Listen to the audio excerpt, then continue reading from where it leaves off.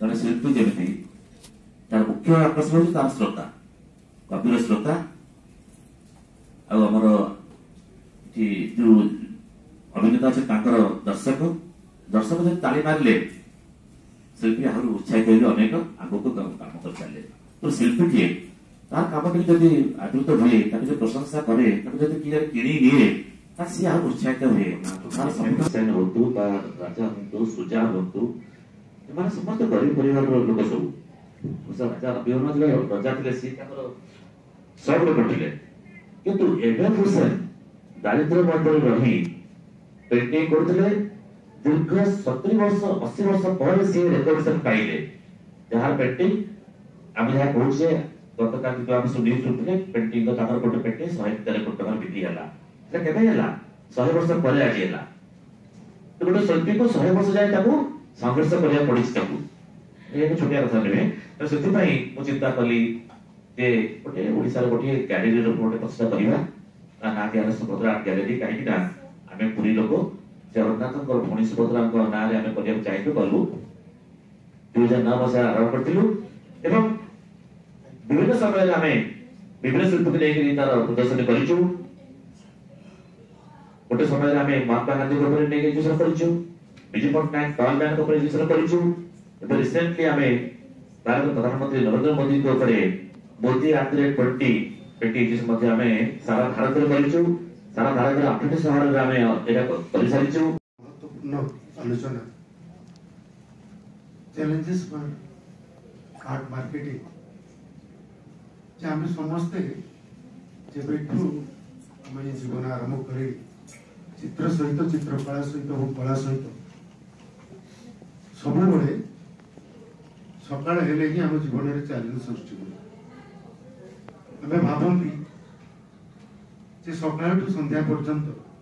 आम जहाँ जहाँ करूँ जो जो माध्यम आमर सृजनता विकास को आम समाज को दवाई चेष्टा करूँ ताको बहु रूप में दू ये क्षेत्र में मोर जी अभिज्ञता अच्छी जहाँ मु अनुभव कर मोर वयोज्येष्ठ शिल्पी मान अच्छा ज्ञानी गुणी व्यक्ति विशेष मान अच्छा प्रसंग को लेकिन मोर प्रसंग को रखी आम उद्देश्य सब जो आम जड़े शिल्पी कलाकार जिते तार सृजनता को से प्रकाश करने चाहे से दुईटी दिग प्रति ध्यान देता है गोटे हूँ व्यक्तिगत दिग और गोटे हूँ सामाजिक दिग किसी समय पूर्व जो निगमानंद सार कहते इंडस्ट्रियल आर्ट जो डेवलपमेंट कथा कॉलोनियल पीरियड रे ब्रिटिशर्स माने चिंता करथिले तार उद्देश्य दीटा उद्देश्य थिला गोटे उद्देश्य थिला भारतीय चित्रकला को नहीं से बिजनेस करेंगे व्यवसायीकरण करेंगे और द्वितीय उद्देश्य थिला कि भारतीय सामाजिक परंपरा जो मौलिक वृत्ति थिला जे एक निर्दिष्ट संप्रदाय व्यक्ति विशेष माने गोष्ठी व्यक्ति विशेष माने कला को प्रकाश करुले एवं कलाचर्चा करुले छड़े दबा एवं एटा सार्वजनीन करवा तेणु ये समय कथा जो घड़ी मुहूर्त भारत स्वाधीनता पाई नथिला भारत अत्याधिक जनसंख्या शिक्षा ठू बहुत दूर थे विशेषकर कला शिक्षा नथिला से समय चिंताधारा और आज जिते बड़े सारा पृथ्वी पुणे अनुकूल प्रतिष्ठान कला शिक्षा प्रतिष्ठान मान गढ़ी उठी से यही समय वर्तमान समय चिंता करुचु जे आमे कौन कौन असुविधा पाऊचु जो असुविधा को लाघव करने आम पाखे कौन प्रकार निर्दिष्ट योजना ना योजना जड़े शिल्पी करे आम इंडस्ट्रियलिस्ट नु आम गोटे गोटे इंडस्ट्री जदि मु जड़े इंडस्ट्रियलिस्ट ताले मु बिजनेस करी मु कला सृष्टि करि परिबि ना तेणु कला सब समाज केंद्रित हवा दरकार एवं जे पर्यंत कलाकार तार कला को धरी कार्य कर चलुची संपादन करुची से पर्यंत से कला टिकक तार एवं जेतेबेले तार परिसमाप्ति घटुची से समाज तेणु समाज उद्देश्य होगा दरकार समाज जो ज्ञानी गुणी व्यक्ति विशेष से उद्देश्य दरकार जे से कलाकार को प्रोत्साहन देवाई से निश्चित भाव में आग को आसवा नितांत जरूरी जिते आम ए समय आम अनुभव करुचु जे कला एक सामग्रिक भाव में देखा गले जे गोटे खाउटी द्रव्य नुह गोटे लग्जरियस एलिमेंट्स जहाँ पाखे पैसा अच्छी से किणुची जहाँ पाखे पैसा ना से देखिकी सीना आप्यायित होची किंतु रखी पारु नहीं ग्रहण करि पारु नहीं बा संग्रह करि पारु ना मो कहे कथिला जे हमें वर्तमान केते प्रस्तुत अछि ओडिसा फील्ड रे जे हमें हमर छवि बा हमर कलाकृति जो विक्रय करबा बा सेही भली व्यवसाय करना व्यवसायीकरण तथा जेतबेले से प्रसंग रे मु आरंभ करथि जे व्यवसायीकरण आमे केंती करिबा कला को व्यवसाय कले कलार सौंदर्य नष्ट हो एटा आमे समझते जान कारण व्यक्ति केंद्रिक भाव में कला को यदि व्यवसाय करिवे ताले आपण माने से भली व्यक्ति विशेष मान को बुझंतु जे जो माने कला को किणिबे एवं तांको धरण कला से माने सृष्टि करिवे व्यवसायीकरण कला जेतबेले आमे कोचे कोणार्क कला मुक्तेश्वर एक कला ताजमहल एक कला श्री जगन्नाथ मंदिर गोटे कला कोणार्क मंदिर गोटे आमे कला बोली कहूचे सेतेबेले जे ताको सृष्टि करथिला ताको व्यवसायीकरण परिवार कौन योजना ता पाखे नथिला से कला को पृष्ठपोषकता प्रदान करथिला एवं परवर्ती पर्याय से कला को आधार करी आज समग्र ओडिशा समग्र भारत समग्र विश्व तार अर्थनैतिक समृद्धि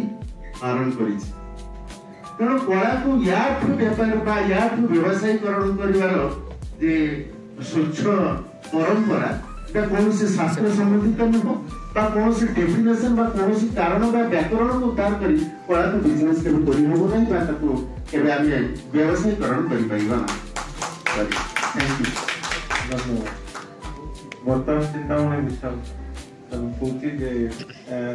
आज हमें जो टेबल प्लेटफॉर्म पाइबा जो हम कला रो मूल्यांकन हि करबो उपस्थित सूर्य भाई चंद्र सर चित्रगुरु निगमानंद स्वाई एवं मोर गुरु मीनाकेतन सार मु प्रणाम करुची उपस्थित सबू कला को भल पाउथवा व्यक्तित्व मान उपस्थित अछंती तथा सीधासळ कथा बारे आसीबी सार बड़ा बढ़िया कथा कहले कोणार्क कथा कहले बा मुक्तेश्वर कथा कहले किंतु कोठा कोठे इतिहास उपेक्षित होईची शिल्पी मान 1242 रे कोणार्क स्थापन करा गला 1498 रे भास्कर गामा जल कथा विस्तार कले किंतु इतिहास रो स्वर्णिम अक्षरे लिखा गला भास्कर गामा किंतु जिनापुर चित्र आंकी थोड़ा कोणार्क गात्र से ओडिया शिल्पीर ना ना इतिहास युवक पिला मान करू कोठी ना कोठी शिल्पी को प्रोत्साहन दबारे ए समाज ए व्यवस्था ए नीति आ नियम कोठी ना कोठी उना कर चलछि शिल्पी कस्मिन काले केपे भी निजको व्यवसायीकरण करि परिबो नहीं जेते बेले सामाजिक व्यवस्था ताकू नै जेते बेले उपस्थापित न करिबो साधारण दर्शक से बहिटी हो से नाटकटे हो से चित्रटे हो सबुर गोटे माध्यम थाए गोटे व्यवस्था थाए जेमिति सुभद्रा केले गोटे अछि जे कि किछि शिल्पी मान को प्रोत्साहित करे आज ओडिसा न भारत न समग्र विदेश रे मध्य ओडिया शिल्पीर जयगान होछि मते कहंतु एमिति केतोटी गैलरी करिवा पई सामर्थ्य नाही ओडिसा व्यक्तित्व मान को पाखे अछि किंतु गैलरी करिवार मानसिकता अभाव अछि शिल्पी मान को प्रोत्साहन दबार